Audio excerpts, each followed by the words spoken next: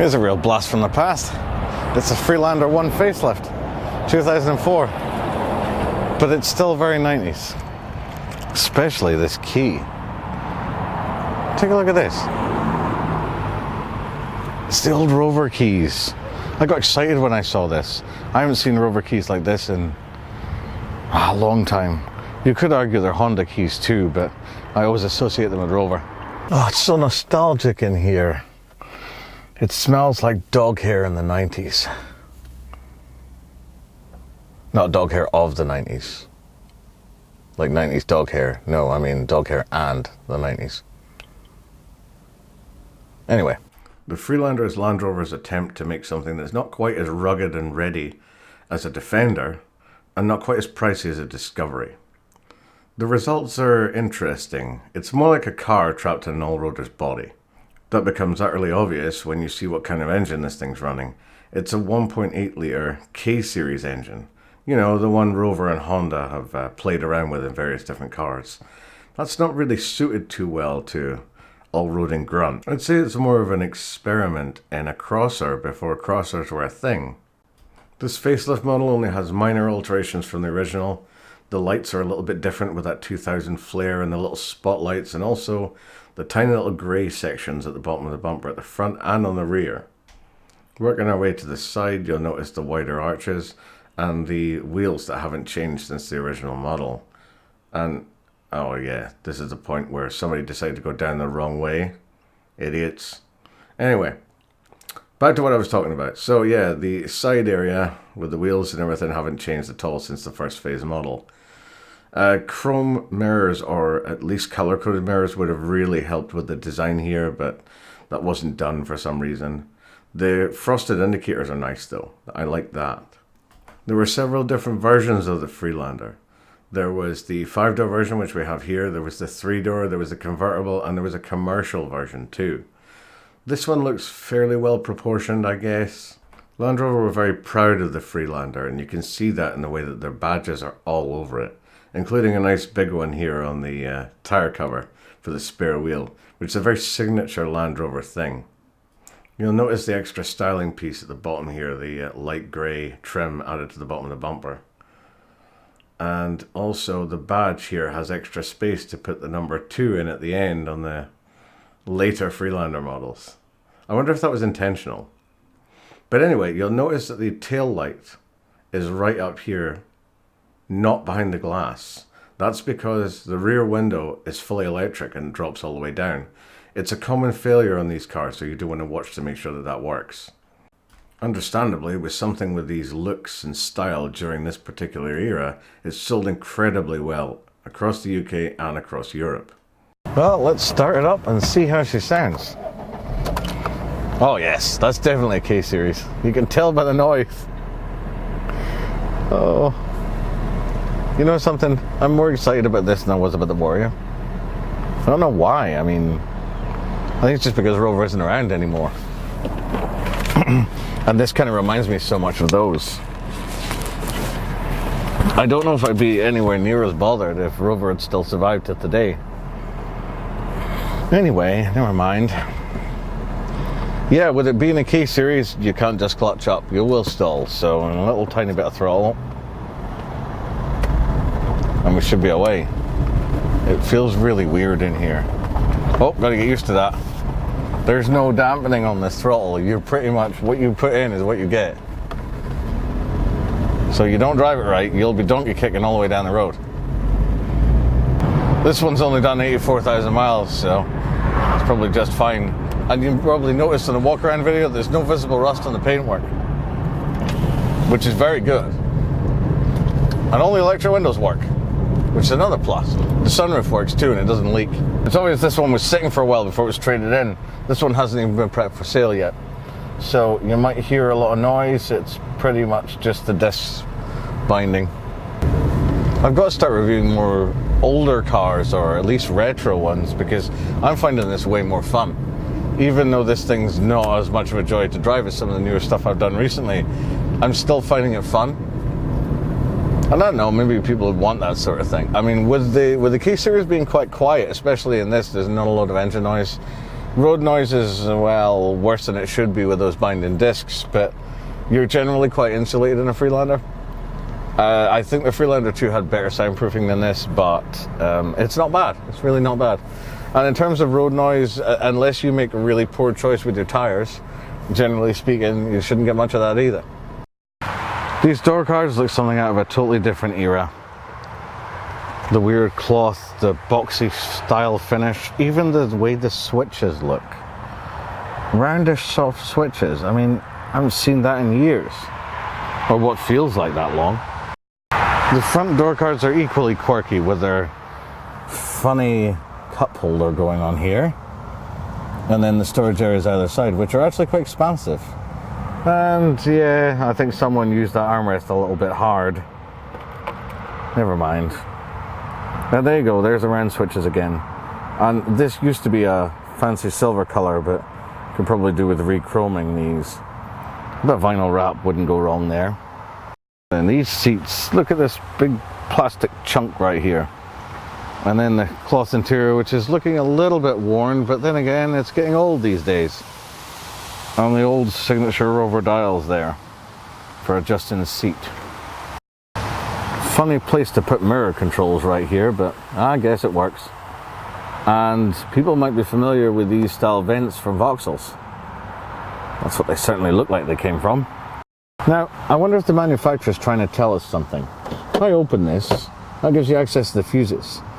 They obviously thought you'd be opening this an awful lot. Is that a hint, by any chance? Now look at this dashboard. Just look at it. It's about as odd shaped as you get. And why are the cup holders in the center of the dashboard? Okay, that's a nice feature, I guess. Take a look at these dials. That's really interesting the way they've laid them out. I don't know, I'm kind of fond of it.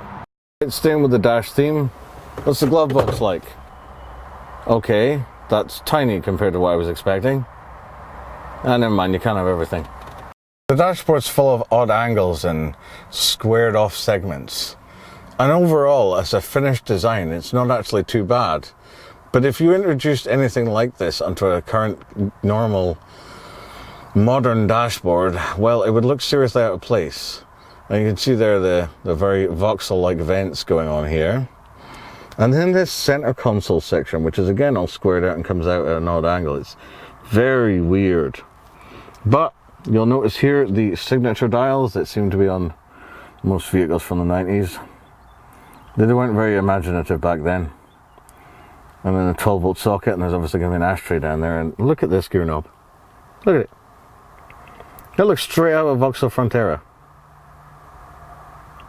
Just odd. Really odd choice. Traditional handbrake. Random switch placement. I'm guessing these things can have twin sunroofs. That's what the other set of blanks are for, because these don't actually work. But these ones do. And then you've got this tiny little center console compartment, which is really small. I forgot how small 90s ones were. Even back then, Land Rover knew how to rock it. These lovely little directional lights are fine, and the main light is also fine. Alright, could do with a bulb upgrade, but still better than Nissan. So, legroom in the back. Well, yeah, it's okay. I mean, I expected more, but fine, it'll do. I'll take it. Boring cloth seats with no armrests. What a surprise. Meh. Let's see if I can get that electric back window to work. Oh yes, it functions like a dream. All the way down and all the way back up.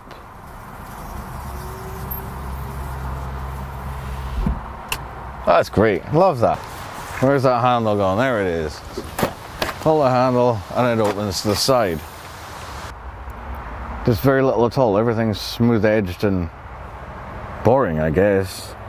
Except for this, which has the toolkit in it. The seat folding mechanism from back here is actually very, very good.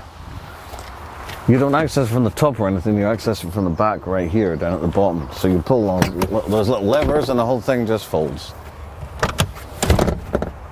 I mean, people tended to buy these for versatility, so I guess that's a good thing. These seats then fold up the way, as I can demonstrate right there, and they click into place.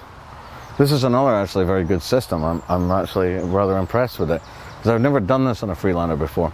Now, you get little yellow tabs there which are obvious. They stand out a mile, and they stand out because you push them down and back the way to get them to release the seat again. Somewhat like this. In the 80s and 90s, most car companies were still sort of figuring stuff out. They'd had long enough, if you ask me, but they still were. And a few of them were running archaic ideas. The seat system's not one of those, that's quite good. But the filler cap,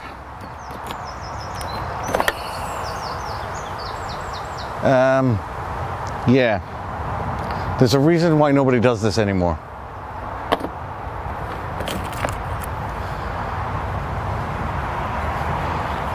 I like covering older cars that have obviously been used and have history. And a lot of that is because it's a bit more exciting than just something straight out of a forecourt. And like I say, I very much enjoyed this. These things are very affordable. I mean, you can still find Mark I Freelanders on Gumtree and eBay and even Facebook ad listings for less than £1,000 quite regularly.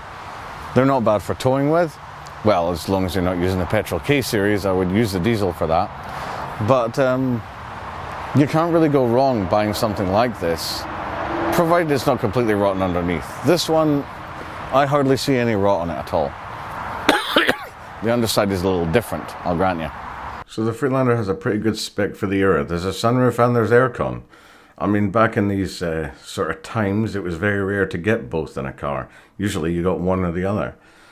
Oh, you know, things like electric windows all round and stuff like that also means this was probably a higher spec model. As I mentioned earlier, these things were very popular throughout Europe, but one thing I have noticed, a worrying trend of seeing them disappearing from UK roads. There doesn't seem to be many left now. I seem to see this disturbing trend over cars of all sorts of different eras. I mean, when's the last time you saw a Vauxhall Cavalier? The Freelanders are getting almost like that in terms of rarity.